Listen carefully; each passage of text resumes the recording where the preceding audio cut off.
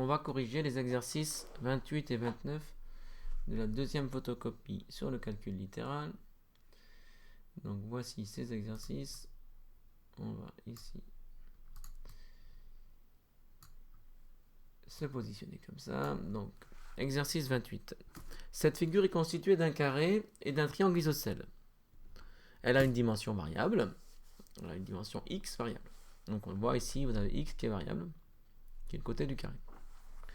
On considère les expressions grand A égale x plus 8, grand B égale 4 fois x, grand C égale 3 fois x plus 8. Petit a que permet de calculer chacune de ces expressions pour cette figure. Petit b, calculer les valeurs de a, b et c pour x égale 5, puis x égale 2,5. Alors, on regarde la figure. D'abord,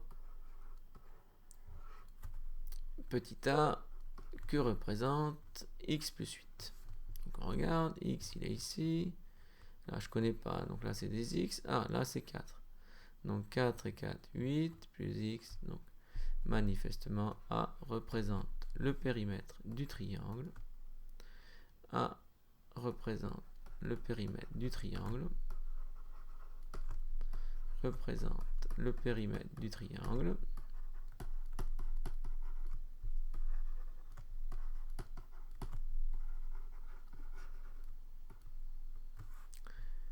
Grand B.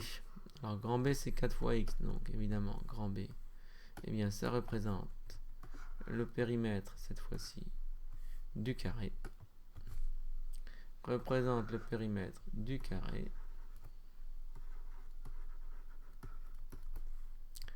Grand C c'est 3 fois x plus 8. Donc autrement dit 8 c'est ça.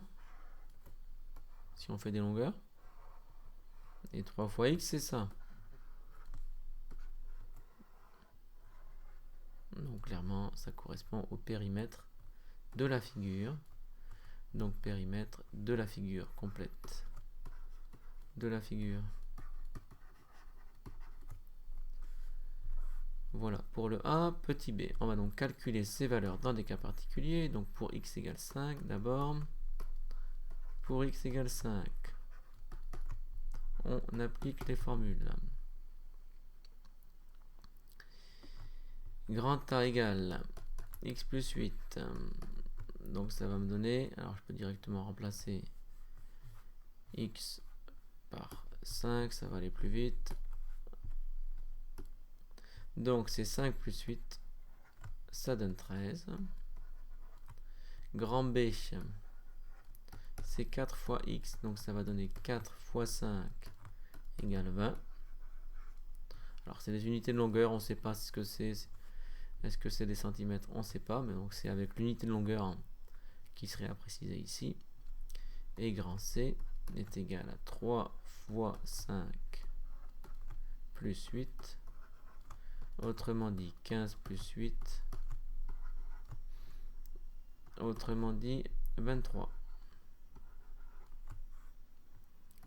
On va maintenant faire le cas pour x égale 2,5. Pour x égale 2,5. Cette fois-ci, qu'est-ce qui va se passer? Eh bien, grand A va être égal à 2,5 plus 8. Autrement dit, on va obtenir 10,5. Grand B va être égal à 4 fois 2,5, donc ça va faire 10. Et enfin, grand C, ça va être égal à 3 fois 2,5 plus 8. Autrement dit, ça va me donner 7,5 plus 8, donc 15,5. Alors on pourrait être un petit peu surpris. Vous voyez que dans cette figure, l'aire du triangle, il est plus grand que le carré, mais ça, en fait, parce que dans ce cas-là, vous voyez, on obtient une figure qui serait comme ça. Où là, vous avez 4.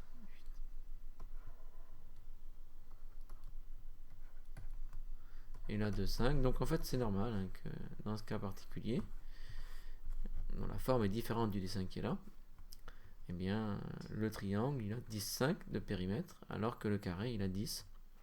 Donc c'est bien le triangle qui a un plus grand périmètre. Passons maintenant à l'exercice 29 plutôt. Alors 29. Grand D et petit d désignent les longueurs des deux diagonales d'un losange. On peut calculer son aire, grand A, à l'aide de la formule grand A égale grande diagonale multipliée par petite diagonale divisée par 2. Alors c'est normal hein, parce qu'en fait si on voit bien que le losange il s'inscrit dans un rectangle qu'on pourrait tracer ici. Je vais le faire en vert ici. Donc vous voyez qu'il est à l'intérieur de ce... Non, peut-être pas en vert, c'est pas une bonne idée. On va plutôt le faire en bleu. Donc ici, le rectangle, il est inscrit dans... Enfin, le losange plutôt. Il est inscrit dans ce rectangle. Et clairement, il occupe la moitié de ce rectangle.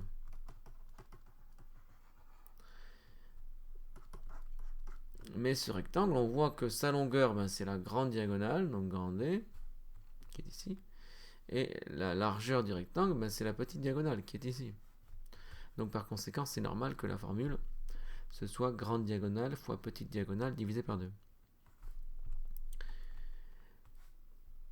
Donc calculer l'aire d'un losange, pour lequel on va juste appliquer ici la formule pour calculer l'aire du losange. Donc 29. Donc on y va pour une grande diagonale de 8 cm et une petite diagonale de 5 cm. L'aire du losange va être égale à 8, donc grande diagonale multipliée par petite diagonale divisée par 2. Autrement dit 40 divisé par 2. Autrement dit 20 cm². Un petit b. Alors dans ce cas-là, je n'écris pas pour ça, j'aurais pu l'écrire, mais je vais directement écrire le résultat. Donc ça va être égal à 5,4 multiplié par 3, donc grande diagonale multipliée par petite diagonale divisé par 2. Donc 3 fois 4, 12, je retiens 1. 3 fois 5, 15 et 1, 16, donc ça fait 16,2. Alors j'ai mal mis la virgule. 16,2 divisé par 2. Autrement dit, ça fait 8,1 cm².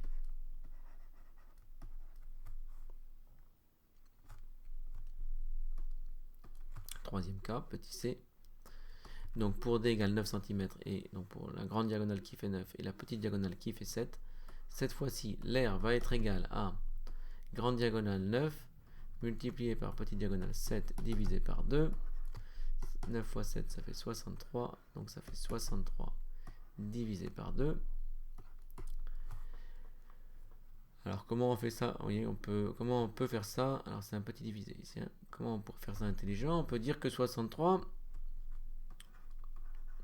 mais en fait c'est 62 plus 1. Donc c'est ça qu'il faut diviser par 2. Mais celui-là, quand on le divise par 2, ça fait 31.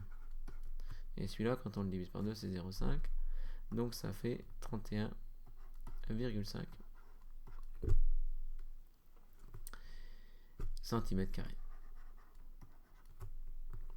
Voici pour la troisième aire.